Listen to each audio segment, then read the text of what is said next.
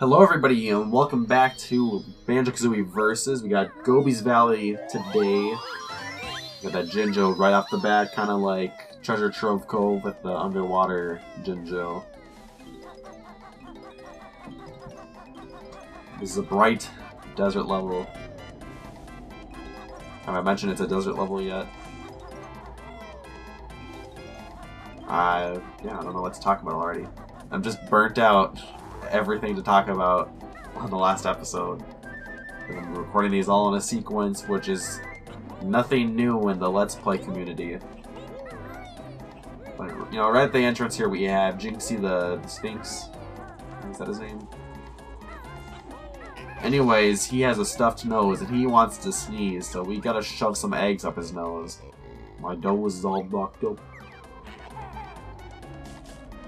And, you know, my little camera technique is going to be very useful in this episode. Except, you know, the part where you don't even have to be... It has to be to the left to be center, which doesn't make any sense. Gotta shove one in each nostril. You can get both of the nostrils from the same platform, apparently. I don't care too much about that time.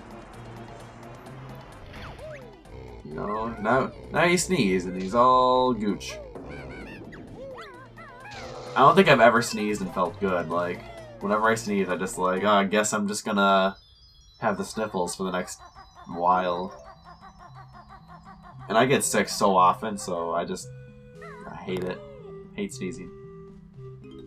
Like when I walk to school, it's so bright, and when I walk home, it's so bright because, you know, the direction I face is the direction the sun is as the day progresses. So I get to have sun sneezes a lot, as I call them. Is there like a term for when you sneeze after looking at the sun? Because I would not know. It's so dumb that it doesn't have to be centered to get into the thing. Like, that's the stupidest thing about this game. No, it isn't. We got that Jiggy. I think I screw up a couple times getting it on the Nintendo 64 version. There's a Mumbo token in the middle. Like, it's all good. And I just touch his thumb. Like, I think I over-prepare myself by getting all these eggs and feathers whenever I find them now, because I guess I don't need them as much as I thought I would. Since in a lot of my past playthroughs, I don't know if I was reckless with eggs and feathers, but I definitely kept running out, or was very low to the point where I would rather collect more than just say, oh, 11 is enough, I think I can get through this level with 11 eggs. Which, this is like the last level where you really need eggs. Maybe? I don't remember. Level 8, you need eggs in some spots, but if you know some strats, it's really optional.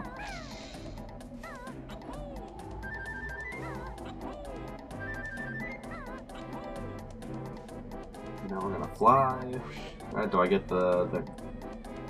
I don't know what they're called either. Mini Jinxies. But yeah, those guys, you have to fly through all their rings, and it's a thing, alright. Summon all the hidden rings of the ancients to beat the witch. And then you're gonna do that shit, and then they're gonna tell you, only joking, mortal. Like, can you believe these guys lying to me? I'm trying to save my sister here. I don't care about the witch. Although, if I kill her, then probably the value of my house increases, maybe. I don't think that's how it works for houses, that the people living in it are there or not. But she's taking a shit job of her house, shit care. Letting all her monsters roam around.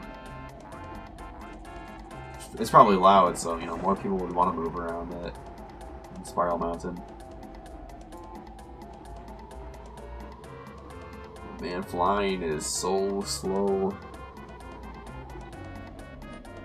I don't know, there's times where like I wish controls in games to be slower or quicker, but like, you know, I'd rather have that in between where you can get stuff done, but it's just a bit slow. But at least it's not as slow as it could be, because then everything would be tedious. If it was too fast, then things would be hard to do.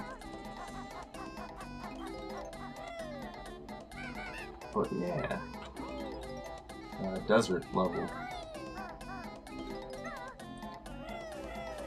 I think by this episode, I think last episode already, Pokemon Sun and Moon would have come out.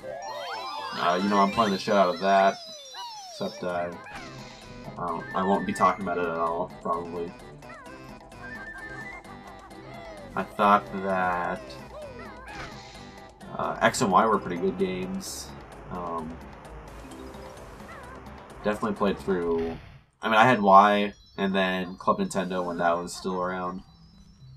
They would give away free games pretty often, so I ended up getting a download code of Pokemon X from there, and I just kind of play through it sometimes with some special gimmicks. Like this one live stream I used to watch, so he played Pokemon, and then sometimes him and some of the other Poketubers, they would, what is it, like do a, I mean, it would be a race, but like, they would pre-breed all the Pokemon they wanted with like the egg moves that they wanted, and then they would just transfer the Pokemon over after like they get to Route 1, and then like that's your team, and then because the Pokemon are traded, then they get the experience boost from the traded Pokemon.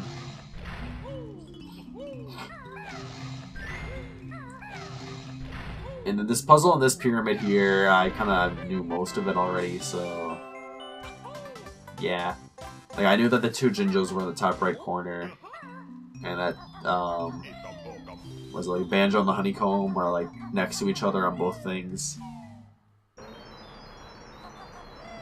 They don't jump back in, Ryan. Don't do it. There we go. Gotta get those two notes. And this is a part where I just like risk my life. I think there were a couple parts in this level where I almost die. Or no, that's the next episode, but I think it's just both episodes actually. But here's Gobi. It's his valley, but he don't want none of it. He hates this place, mainly because we're gonna ruin it for him. You know, we free him, and I missed that magic carpet. And I'm like, you know, I could wait, and then I'm like, you know, fuck it, fuck waiting. Maybe I'll go invincible and jump through it. Oh, maybe I'll jump off the carpet. Save myself. But none of those strategies work for me. Now I gotta get some health.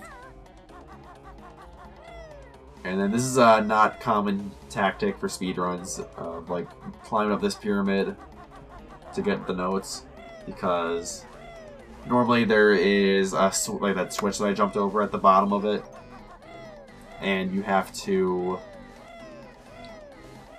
like you hit it and then you have like a certain time limit to run up the top and then enter the door. Excuse me. But sometimes you have to miss the notes in order to get a good time.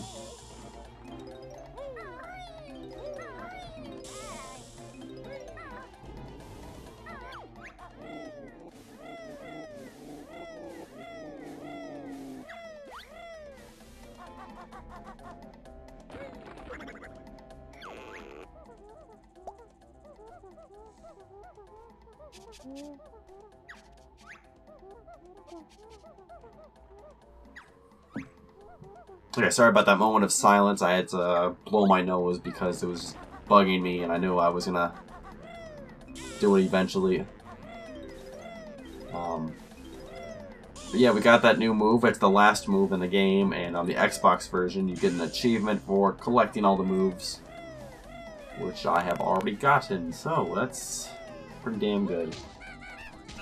I mean, all the achievements in this game are easy if you just have to beat the game to get them. Apparently it was a common complaint for some game developers that they had to put achievements in their game when they didn't want to. So, I don't remember where I heard this, but it was probably like, I don't know. Whoever makes the Assassin's Creed games, I heard. Like, Ubisoft? Is that Ubisoft? Something that has a vowel in it. But, like, you know, they just make things you do in the game, like, by just playing the game. Achievements. Like, oh, you beat this boss. Instead of it being, beat this boss with this weapon. If that makes any sense. But here's that pyramid climb that I was mentioning earlier with a time limit. And the jumping strategy helps make time. Cut those corners, especially. I don't know if you can make this without jumping. You might be able to, because I only had 1 second left, and like the sound effect for the door to close already was going off. So you definitely need to jump. I assume. I'm not gonna go out and try again, just because it'll screw up my time. Because I cared too much about the leaderboards. I don't know if this one was the new record. I guess if it wasn't, then I have a different file I could do that on. No, because then that will ruin my overall time. That's how much I care about the leaderboards. Because, you know, I'm like top 600 or something. Which, you know, if you just play the game a couple times, it's no longer impressive. But we had the little smiley face. Looks stupid. We had Goofy, and it's perfect. And there was like a Mumbo token up top when the water was all over in that pyramid. And I believe that if you miss that Mumbo token while there's water inside it, you can no longer get it. Unless there's something that I'm just missing out on.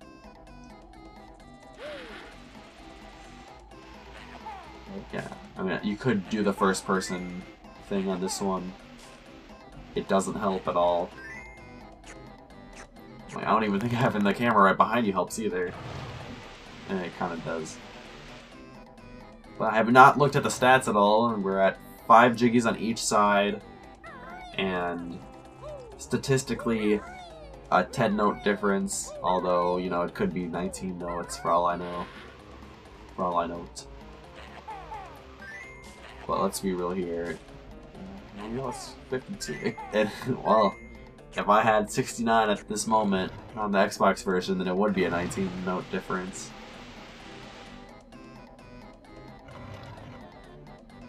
So yeah, what we will find out in a moment here.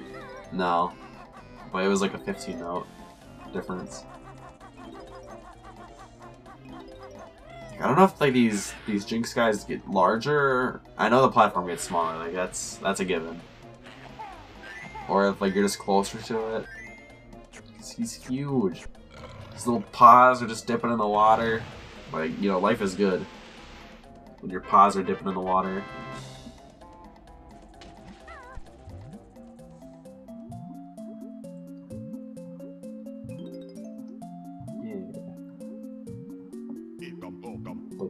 Pokemon Sun and Moon. Let's go back to that, I guess.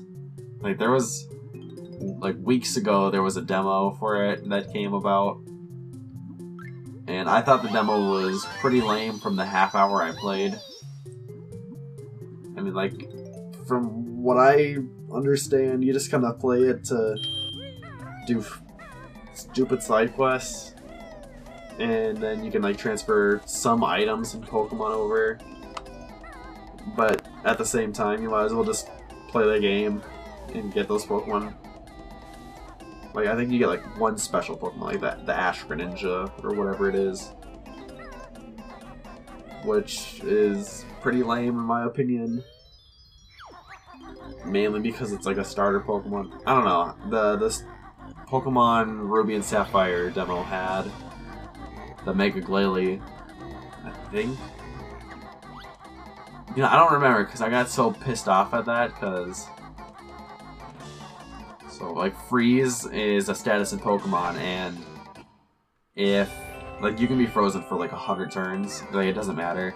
I think in the original games, Red and Blue, if you were frozen, like, you just can't be unfrozen. You can't thaw out. You're fucked. Pretty much. But, so the stupid Glalie, like, it froze me on turn 1 before I could even attack it. And then I stayed frozen for 23 turns. And they give you a limited amount of potions, and like 10 Pokeballs maybe? I don't remember how many Pokeballs. But you want to weaken the Pokemon before you catch it. And then I weaken it and then I catch it on the first throw. And I'm like, okay, thank God. And then I'm over here telling this to my friends. Because I'm like, what is this bullshit? And then it turns out, apparently you didn't even have to weaken it because the game is programmed to catch it on the first throw no matter what. Or the demo is. So, yeah, I got pissed. And even then, I think the Ruby and Sapphire remakes are just shit games. I don't know. Like, I played the story in one whole night when the game came out because I was so excited. And then, like when games have like sequels and whatever to become... Anyways, like they make changes to make it easier or quicker or more convenient. And a lot of the time, I hate those changes because I guess I'm just so used to having them the way they were, if that makes any sense. So, I don't know, like, I don't know how Harvest Moon works anymore. But, back in the day, you would have to manually, like, tend to every single crop of yours and whatnot. Oh, no, I'll go with mining.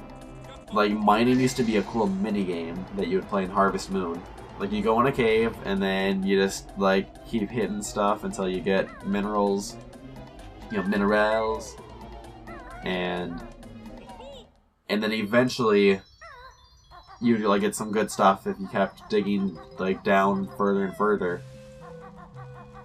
But in Story of Seasons... Oh, yeah, and then, like, sometimes... like, the lower you get, the harder it is to, like, keep going down when you find places to fall through. So they'll bring you up instead. However that works. So then Story of Seasons comes out, and I don't know if that's a Harvest Moon game or not, because I heard it was made by the same people, but then, like, this month, there's a new game coming out with the Harvest Moon title.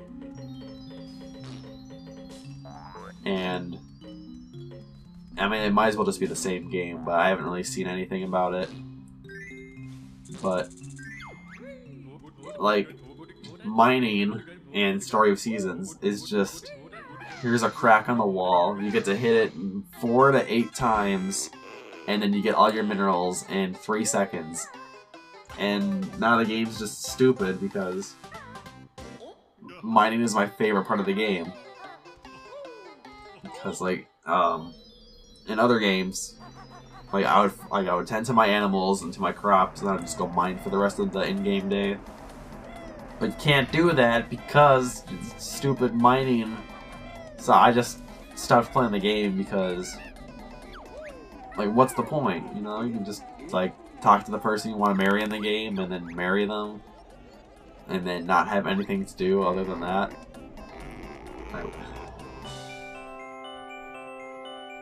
Like, I liked Harvest Moon Magical Melody the most.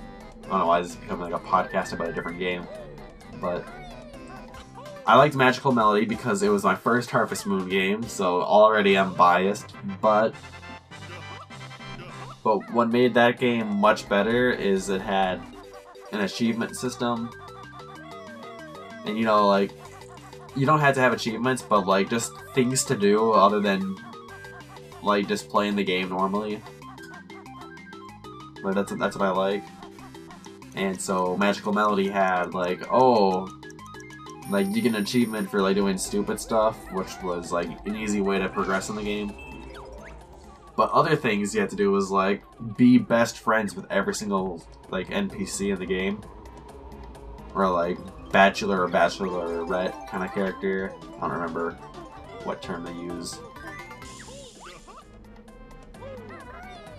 But yeah, it just sucks now. I played like 3 Harvest Moon games. Magical Melody is still the best. I guess to talk about how much time do I have left? Hold on. I have 10 minutes. Jesus. Okay. I finished the level. I mean, oh yeah, the sledding part. Oh my god. This is gonna be very disappointing to watch. And I'll explain myself in a bit when that happens. But also a couple weeks ago, so 2 weeks earlier than when Pokemon would come out, or has come out, the newest Mario Party came out. And someday I'm gonna do like a bunch of Mario Party themed videos, because Mario Party is my childhood. It is definitely the video games that it made me addicted to video games. Stupid party games that I play by myself. But I'm proud of it. Tell them. Alright, so, you know, Mario Party has been in a downhill phase ever since, I don't know what they're called, like ND Cube, is that the people who made it? Anyways, well, they dissolved and then kind of became whatever department Nintendo has that now works on party games. And, you know, it used to be like, okay, like go around a game board, play mini games every turn, and you have items and like a bunch of gimmicks on the maps.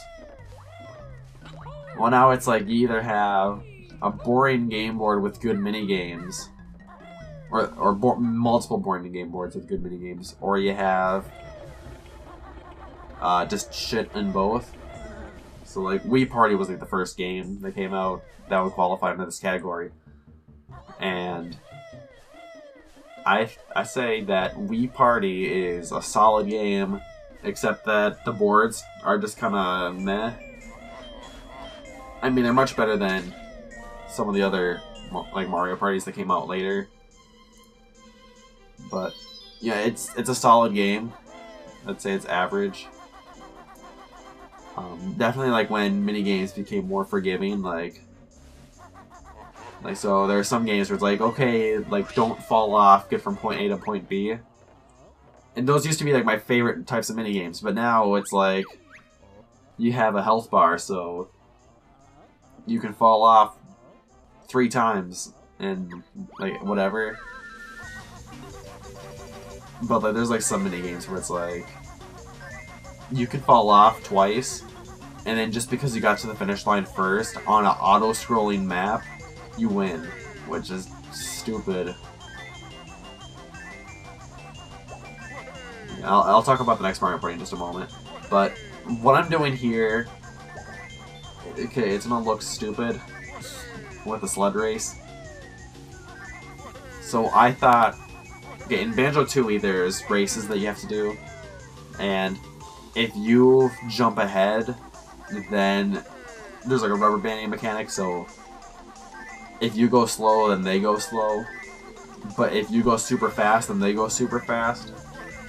And what happens is that when you go super fast, it makes them stay super fast until like the end of the race. So I thought I had to go slow and then just speed up at the very end and take the lead. And it didn't work the first time, so I thought maybe I just got screwed. So I tried it a second time and it didn't work, and then on the third try, I just like, I'm gonna stay in first the whole time, and then that ended up working. So, if that makes any sense why I'm failing so much. But it works out because it lets the Nintendo 64 footage catch up, so that the video doesn't take too long of just watching small gameplay. Okay, but going back to the Mario Party history, so Wii Party was okay, alright, and then, what was next? Mario Party 9. I was very optimistic about Mario Party 9. I saw the car feature, and I didn't know how it would work, no one did, and then when we did play it, it just sucked, and didn't have a mini game after every turn, and board games were super slow. I mean, people will say like other Mario Parties, the board games were slow, like Mario Party 7, which is my favorite. But like, Mario Party 9 was just terribly slow, and the gimmicks just took forever to do. And boss minigames. I hate boss minigames in Mario Party games. And they just keep adding them, and then they're just no longer doing 2 versus 2 or 1 versus 3. Like, and sometimes, well, they do some 1 versus 3, but it's just a disappointment a lot of the time. So Mario Party 9 I played for a week, and then I haven't touched it since. Mario Party 10, I got that for Christmas, like last year. So I had like Amiibo Party to try out. The car mode is a bit better. Still sucks. Don't bother. I have not tried the Bowser Party because I don't have friends. Like, I only play Mario Party with my sister nowadays. Bowser Party sucked a lot. Well, I mean, why am I saying that? I didn't play it. I just said that. But from what I've heard, it's the best mode, but it's the worst mode. If you're one of the, if you're Bowser, it's fine. But then the Amiibo Party, that's okay. I just wish, you know, I could move around and have options. And then I've not tried Wii Party 2 at all. If it's super cheap someday, I'll probably get it. I don't know. But then Mario Party Star Rush came out recently, this past month. And it's much better. I mean, there's a lot that it could improve on. But it definitely fixes all my problems that Amiibo Party had on Mario Party 10. With, like, the Balloon Bash thing. It has items that actually are useful. The minigames are all pretty good, from my experience. I'd have to play the Mario Party 10 minigames again. But the only problem is that they don't give instructions. Like, they give the instructions during the minigame, which is the stupidest thing ever. So, like, before I played any of them, it's like, here's the game, press A to start. Like, first of all, like, hold on, baby. If only you understood the reference to the hold on, baby. But I will never share that.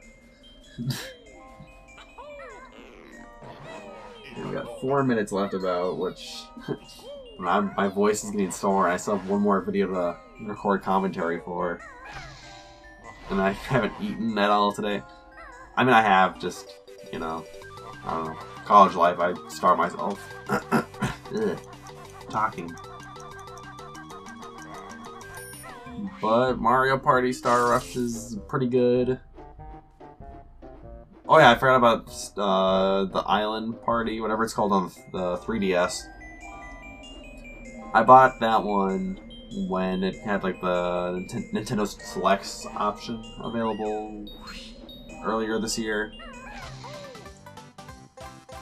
And I brought that to school a couple times to play with my friends, and let's just say that all of those game boards suck probably worse than Mario Party 9 or 10.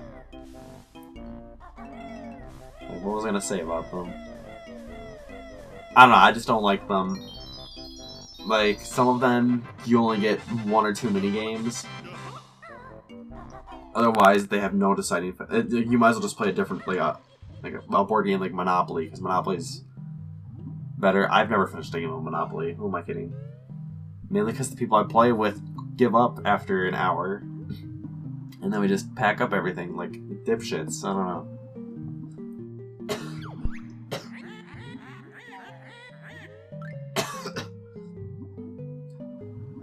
Oh, okay, I need to get water. This video needs to end quicker. I have 2.5 minutes. But I am now getting the puzzle for the next level. It's a spooky level. And if only... I'm kind of upset that like they put a... It's not really a Halloween themed level. It kind of is. But they put the spooky level after the Christmas level. So that if any Let's Player on Earth wanted to do some sort of like... Let's play like the Halloween level, and then we'll do one level in November, and then we'll do the Christmas episode in December. Whoa! You don't get to do that. Because the Christmas level is before the Halloween level. Now I got 21 Mumbo tokens. I'm like trying to do the math in my head. I feel like I got every single Mumbo token in the next level. Oh no, there's 2 levels in between. I'm stupid. Never mind. But 20 minutes on Gobi's Valley. I don't know if that's good or bad for me. Do I check the leaderboard? I don't know. Yeah, I do. Okay. Guess we'll find out in a moment.